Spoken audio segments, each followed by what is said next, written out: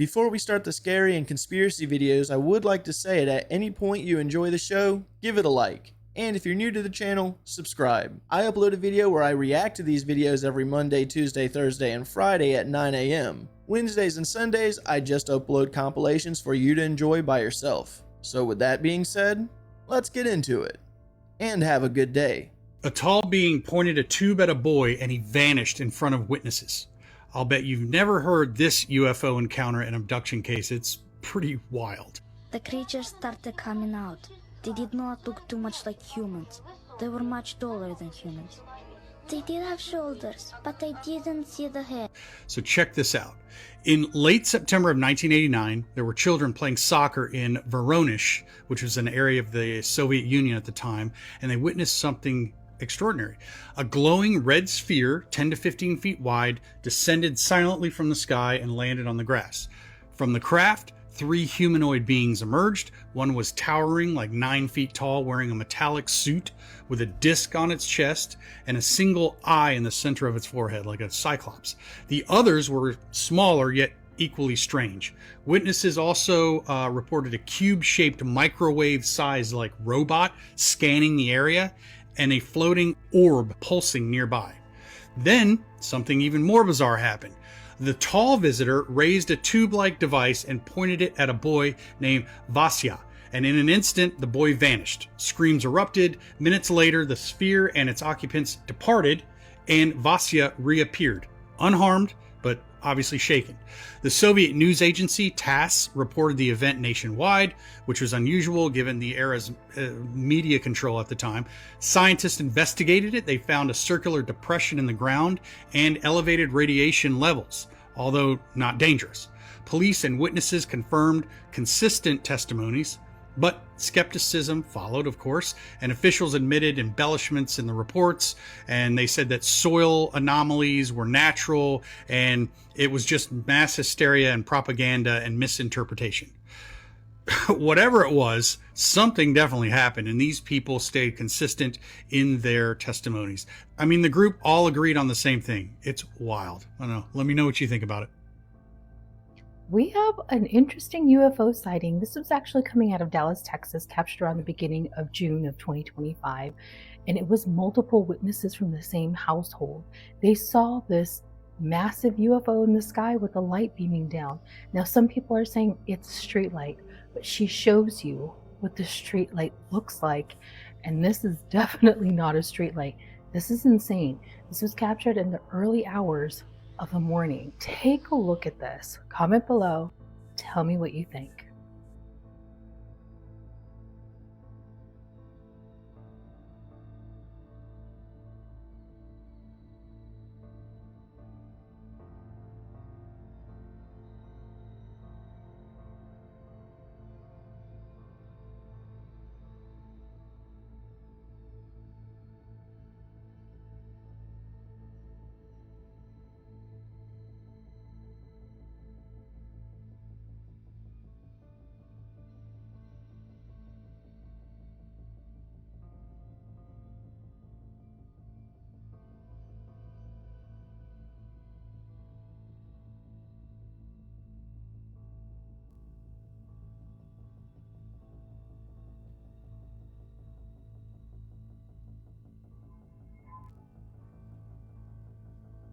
Is this the worst thing that could ever happen to you? I think it might be. You've probably had it before where you can't get to sleep and you get mild insomnia, not that big of a deal, right?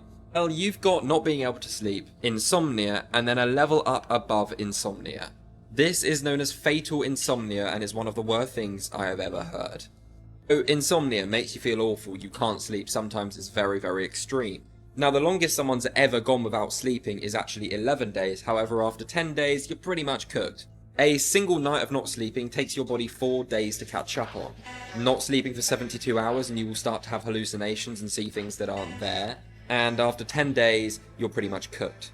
Fatal insomnia is different because it's actually a genetic condition that can be passed down to you, or you can just develop, where you physically cannot sleep. There is nothing you can do, your brain just switches up on you. And there's been a lot of cases of this before. To the point where you just literally haven't slept for so long that your brain just shuts off and you die. Like, what the hell? Yeah, I think this one might take the cake, guys, because it could just happen to anyone. Last night, the US government announced something massive. The single largest healthcare fraud takedown in the country's history. 324 individuals were arrested, including 96 doctors, nurse practitioners, pharmacists, and other licensed medical professionals. A staggering $14.6 billion in alleged fraud schemes were uncovered, which is more than double the previous record. And how people were scamming the American healthcare system is wild. Some people were straight up buying dozens of real medical supply companies that were already approved by Medicare, and then just started flooding them with fake claims. Like one freaking company said that they needed to be reimbursed for 1 billion urinary catheters. So that's enough for every person in America to have 3 of them. And the audacity, but a lot of these bills were actually passed down to the patients. So for example, one 73-year-old man got billed for $15,000 worth of bloody urinary catheters. In other cases, doctors turned into freaking drug dealers, with a bunch of them being caught for handing out 15 million prescription opioids that were then sold on the street. And others just started straight up bawling with the money because the government had to seize nearly $250 million in cash, a bunch of luxury vehicles, luxury properties, cryptocurrencies, and other assets. Even other countries were getting in on the action because the DOJ revealed that there were transnational corporations engaging in criminal schemes from other countries like Russia, Pakistan, and Eastern Europe. Craziest part though is that every single dollar stolen was from you, the taxpayer. And this is just the fraud that got caught.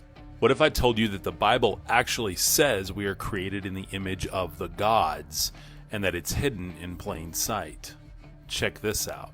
If you're familiar with the biblical mythos, you may be familiar with the phrase, we are created in the image of God. However, the phrase used within the biblical canon actually says, let us create man in our own image. And it says that we are created in the image of Elohim, meaning the gods. This particular phrase is highly debated by scholars, and here's why. Occasionally, yes, the word Elohim can be used for the supreme Elohim. But if you actually look at the context of the idea of Elohim, Elohim are beings who came down from the heavens to earth, terraform, create human beings, and manage the systems of the earth, as well as its cultural development. Proven when you read the Bible and you read that God, or the supreme Elohim, sent the nations out amongst their own Elohim. In the ancient Sumerian, Babylonian, and Akkadian mythologies, the Enuma Elish, it actually says, let us create man that he bear the drudgery of the god. And rather than creating in their image, they create to do the work of the god. My name's Cub. I explore faith, spirituality, and paranormal. Let me know what you think in the comments, and follow for more.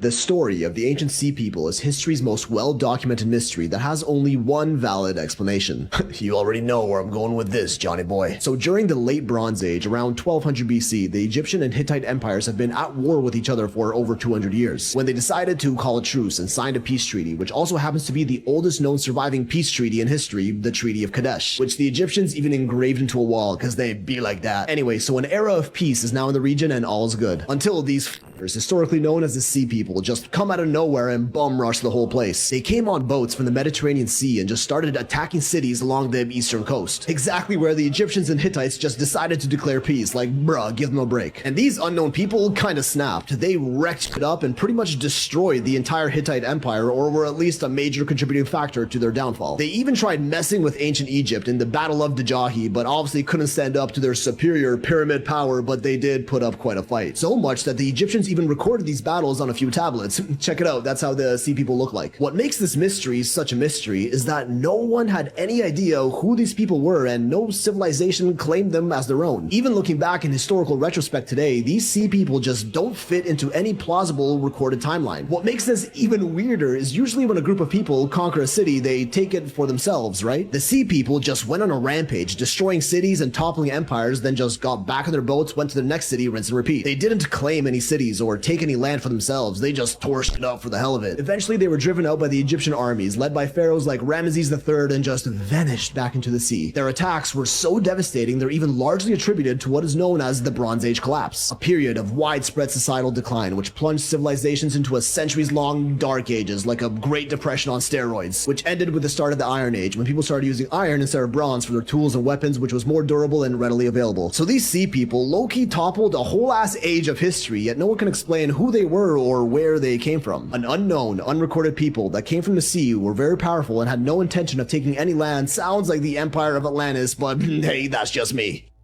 Y'all, people are finding out there are NPCs, y'all. This is crazy. These are two sisters. This one over here, she has no inner dialogue, no inner thought. She can't see things in her mind's eye, but this one can kind of see things. You know, she's not all the way there, but this one over here, she sees absolutely nothing. She can't imagine anything. Okay, the people want to know, can you physically imagine, like if I say imagine a pink horse, can you see it? Yeah. You can physically see it? Yeah. Yes, but my sister can't. We had this conversation. I can visualize, but she can't. You can. But you can't see it. No. Oh. You Well, can like- see it. Can you see if I, like me wearing a tutu? Yeah. You can see Not it. not in like 4K, but No, but like, you can see it.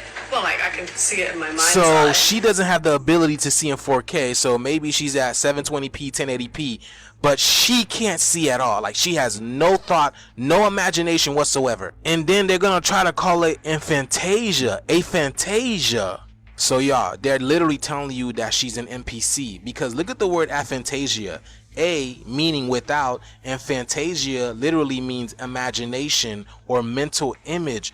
Yo, that's scary. I mean, y'all. look at her eyes. It's crazy because she has glasses, but she can't see or imagine anything, right? That's ironic. So aphantasia literally means see a phantom, see a ghost, see a NPC. Because look at this, aphantasia gives you the same as six ether, the demiurge, and non-player, like a non-player character. Oh my goodness, y'all, they're literally telling you that she's literally an NPC. And if you don't know who the demiurge is basically the creator of this illusionary world, who created these illusionary people. And obviously, that's one. She has no mental process. Just like they told y'all, and they live, man. You see what I'm saying? Look at that, y'all. They live. Oh my goodness, y'all. Sometimes y'all gotta slow down the videos and pause them and see what is really going on. Cause don't that look like a... Oh my goodness. Let me know down in the comments below, y'all. The shift is here. Let's continue to get it. Peace in. You can't visualize it? No, it's like just like a thought. But I can't see it. Like I can't like. Okay, me and my sister talk about this, and she says it's like she can't, and she says she like describes it to herself. Yeah, that's what I do. What? No, I just imagine. If you've got Xfinity, they're tracking you in your house right now with Wi-Fi Motion, a brand new feature that they're saying they're giving to you for free, even though it's been in their system for a long time. So check this out. Anywhere you go in your house, they know the direction. They've known that for a long time. But now what they can find out is, are you bending over? Are you going into your room, into the bedroom? Are you going into the bathroom?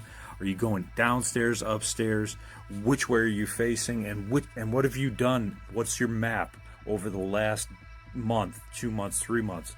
So they're going to use this for criminal investigations, no doubt, 100%. They're already doing that with your Wi-Fi router and everything that you look at anyway, so why wouldn't they use this information for a criminal investigation? So next time you think you have some privacy, maybe you should put your phone away. Just a thought. Maybe just put the phone down. Just saying. Thanks, Xfinity. Appreciate it. More privacy taken away from us.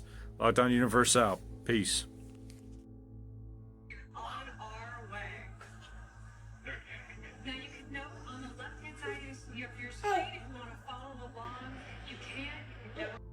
Is anybody else's lights glitching? So last week, the lights just started flickering like really, really fast in the house. It did it 4 times, right? And then 10 more seconds, it did it again. All right, and that was that. But what's been happening as of late is, especially at nighttime when the lights aren't in the house, because we try not to utilize lights until it's necessary, right? We use the sun. but at nighttime, I'm catching that my lights are flickering really, really quickly, like really, really quickly. So it'll flash on really, really quickly, like it's glitching, and then it'll stop, and then it'll do it again. And then it'll do it throughout the whole night. Like, is anybody else's lights doing this?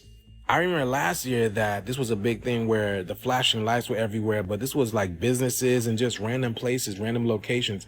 But now it's actually happening inside of my house, right? Anybody else experiencing this? I just want to know, because this is random. I know the sun has a direct effect on what's happening because, you know, pumping out the CMEs, and it's causing the magnetic sphere to break down, and this is happening more, just letting in more radiation and whatnot, and it's causing the electromagnetic grid to fail. So, yeah, anybody else experiencing this? Yeah, let me know down in the comments below, y'all.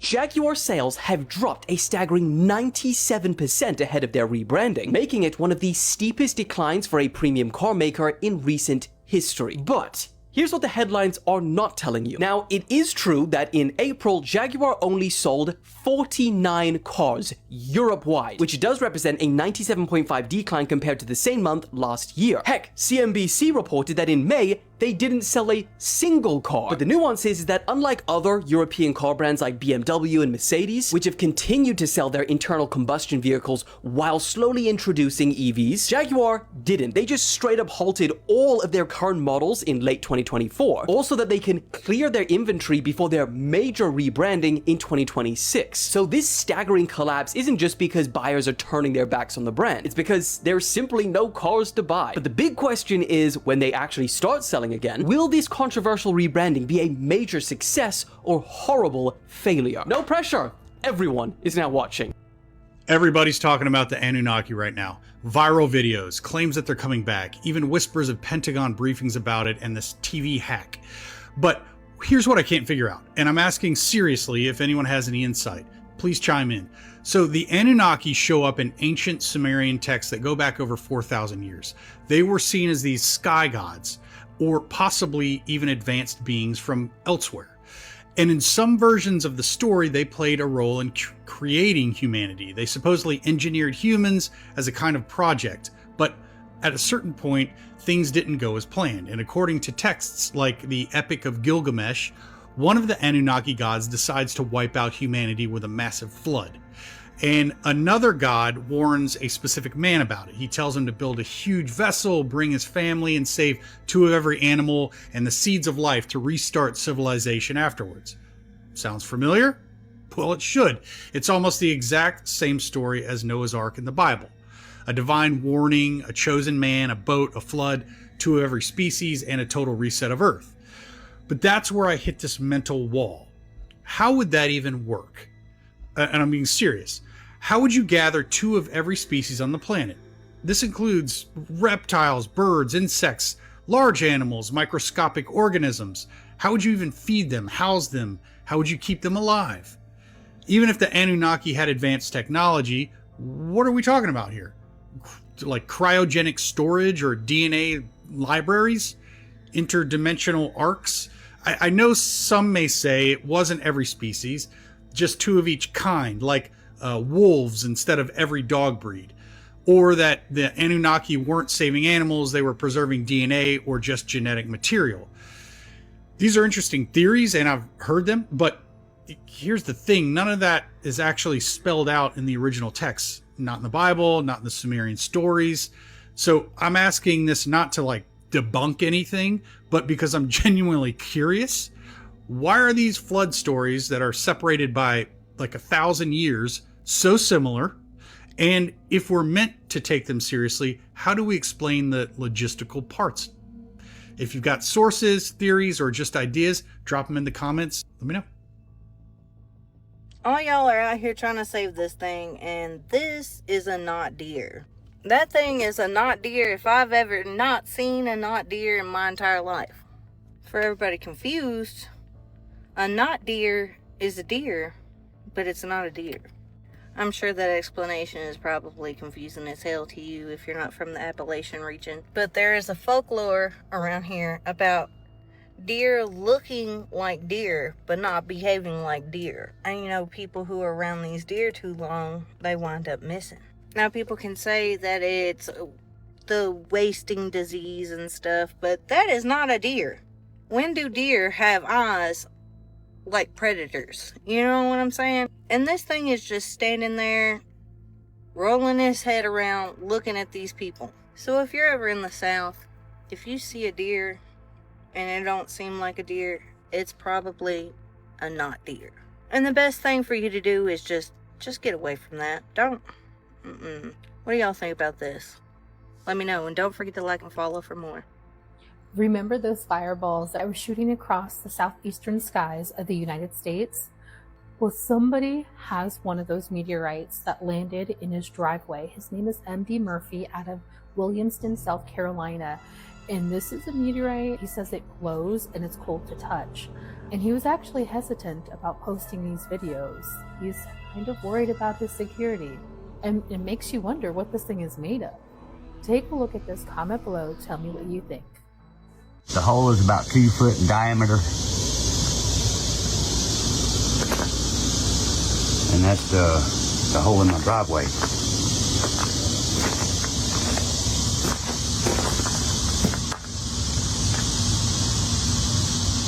I don't know.